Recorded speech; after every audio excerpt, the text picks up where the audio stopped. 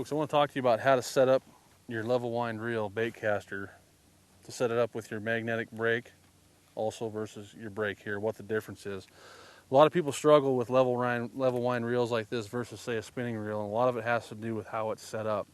The first initial thing you have to do, and there's on a higher end low profile reel, you'll have a brake on this side right next to your handle, and then on this side over here you're going to have your magnet.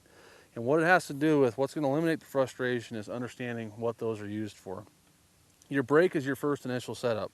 So what you're going to do with this bait is you're going to push the release and let the line out. Now what you're looking for, if you're just starting out, you want the bait to maybe fall 12 to 14 inches or stop.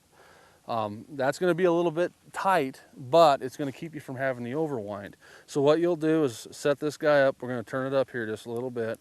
And the brake is putting pressure on the spool. So now it's not falling at all. Let me back it down just a little bit.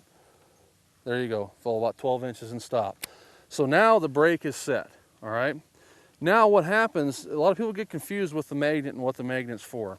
Guys, what that magnet does, if you cast, and it happens a lot of times if you're casting in the wind or if you're casting a spinner bait, a buzz bait, something with a blade on it, when you go to throw the lure, the spool's coming off at a steady pace as it goes out because the brake's compressed around it. Okay, it's putting pressure on the spool. But what happens as that bait flies out, if it's going fast and a gust of wind hits it or a spinner blade catches, it tries to slow down. And with a traditional brake, the brake has nothing to do with that. It's a constant pressure. What your magnets do, as it goes out, they're spinning, and if it tries to change or slow down, they put an additional drag against the spool. They engage. The magnets disengage and engage. So if you throw it out real fast, it hits the wind and it tries to slow down, the magnets come out and keep you from having that overrun. So typically what you want to do, flat calm day like we have today, we're letting it set up. It's going down about 12 inches or so and stopping. I don't need to have a lot of magnet on here. Typically what I do is I'll run it on, like if it's a setting of 10, I'll run on a 1 or a 2 just to have it there. Come back, we'll make our cast. And the hand is always riding, the thumb is always riding on the spool. And if you look at my thumb, there's not a lot of skin left on it. And that's just because I'm always riding the spool. So what you need to do, just keep in mind your brake is for when you set up your lure for the initial drop speed.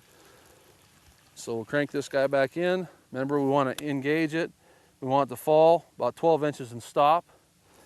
Have just a little bit of brake on. If the wind kicks up, excuse me, a little bit of magnet on. If the wind kicks up, we'll turn this magnet up to stop that as it tries to go out and slow down when it hits the wind. But that's it, guys, very simple. Use that to set the weight, use that to set for the wind. It'll work for you every time.